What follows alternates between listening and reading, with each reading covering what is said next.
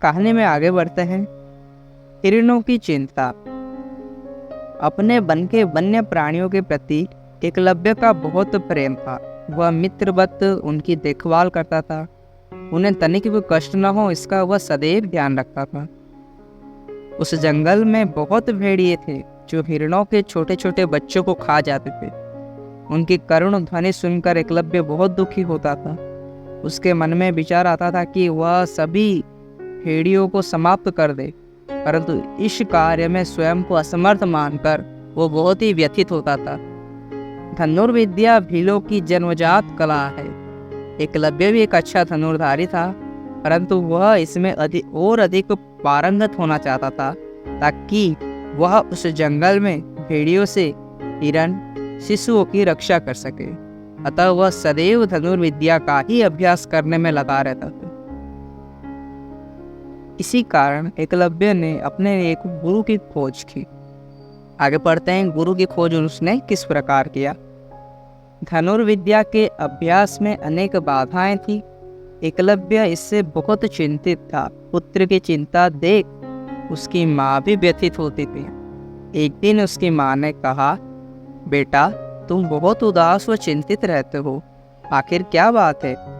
नहीं माँ, ऐसा कोई बात नहीं है। माँ के बार बार पूछने पर एकलव्य ने कहा, हमारे वन में कुछ हिरण तथा उनके बच्चे जंगल के हिंसक पशुओं के शिकार बन रहे हैं। भेड़िए उन पर अक्सर आक्रमण करते रहते हैं। उन्हें तो मैं बाणों से मार सकता हूँ, परंतु कई बार वे दिखते नहीं। हिरणों की दशा देखकर व उनका रुदन सुनकर मुझे बहुत व्यथा होती है। ऐसे भेड़ियों को मारने की शक्ति यदि मुझ में होती तो कितना अच्छा होता।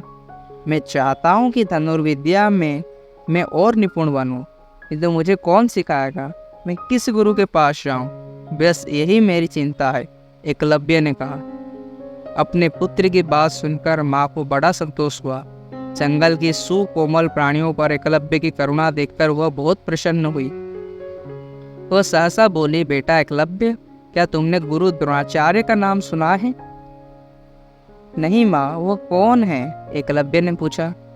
यदि तुम धनुर्विद्या में पारंगत होना चाहते हो तो तुम्हें उनका शिष्य बनना होगा, ऐसा माँ ने कहा। एकलव्य का हृदय उत्साह से भर गया। वह कहने लगा, माँ, मैं अवश्य उनका शिष्य बनूंगा, पर वे कहाँ रहते हैं? माँ ने जवाब दिया, वे भरत वंश के राजाओं की राजधानी हस्तिनापुर में रहते हैं। वहाँ के राजकुमारों को वे धनुर्विद्या की शिक्षा दे रहे हैं। वह धृतराष्ट्र के पुत्र कौरवों तथा पांडु राजा के पुत्रों पांडवों के गुरु हैं। तुमने भीष्माचार्य का नाम तो सुना है ना? वे गंगा देवी के पुत्र हैं। कहते हैं कि उनके साथ युद्ध करना किसी के लिए भी संभव नहीं है। उन्होंने ही द्रोणाचार्य को इन राजकुमारों को धनुर्विद्या सिखाने के लिए गुरु नियुक्त किया है। माँ, भीष्माचार्य ने उन्हें क्यों नियुक्त किया? एकलव्य ने उत्सुकतावश पूछा। माँ ने जवाब दिया, बेटा वे एक दिन हस्तिनापुर आए थे।